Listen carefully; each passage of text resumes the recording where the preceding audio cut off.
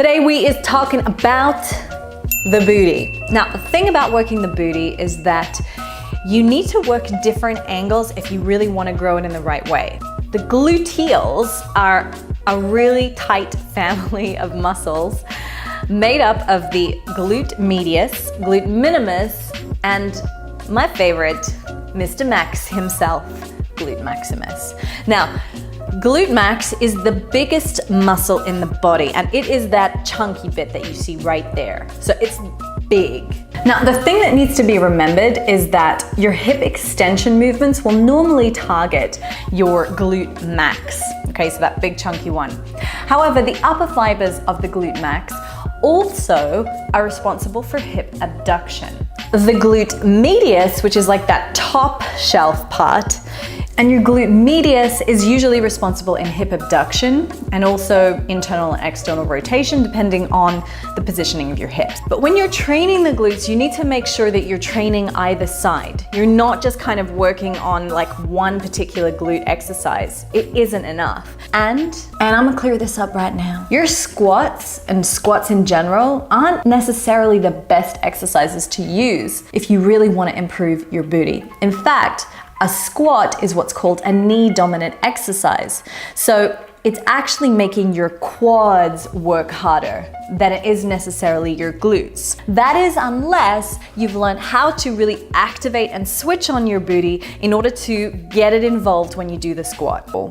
You're gonna come and lie flush up against the wall, and you're gonna start in a lying position with the hips bent at about 135 degrees and the knees bent at about 90.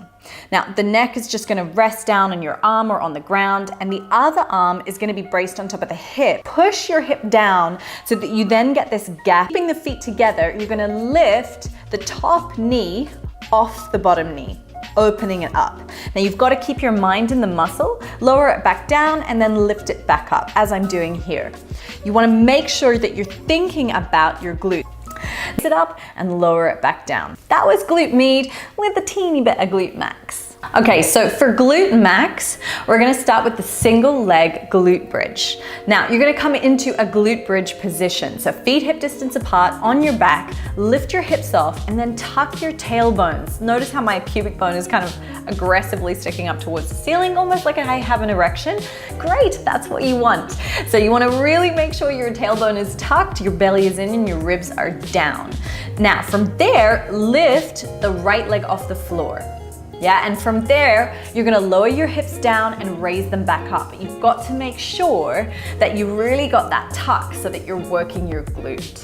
Continue to lift, keep your chin tucked in, ribs down, core tight, and drive through the heel of the leg that's down. If you feel it a lot in your hamstring, move your heel a little bit closer to your buttock. Okay, so the Bulgarian split squat, you wanna make sure that you go long enough, but not too long so that you go into this sort of big arch and you feel it in the back leg rather than the leg that's supposed to be working, which is the front leg. Bend both knees, come into the lunge position, and tip your body forward, keeping your ribs tucked in. If you lift your chest and lean back, you're gonna take it into your lower back, you're gonna take it into your hip flexor, so you need to keep that lean forward. The next exercise is another favorite. I mean, they're all my favorites. I'm just getting a bit excited about this, but it's called the hip thrust, or the shoulder elevated hip thrust. And by elevating the shoulders, you get a lot more hip extension, which is what really can help to get that glute max firing. So you're gonna bring your upper back onto the chair. You're gonna tuck your chin in, and your feet are gonna be hip distance apart. You can play with slightly wider feet if you'd like to as well. And from here, you're gonna lift your hips off the floor. Same thing that we did in the glute bridge. You wanna make sure you're getting that tailbone to tuck down. Yeah, ribs stay down as well, belly pulls in. You're dropping the hips towards the floor, and then you're squeezing your glutes to lift those hips back up. So making sure that you get that tailbone tuck is gonna ensure that your glutes actually do the work.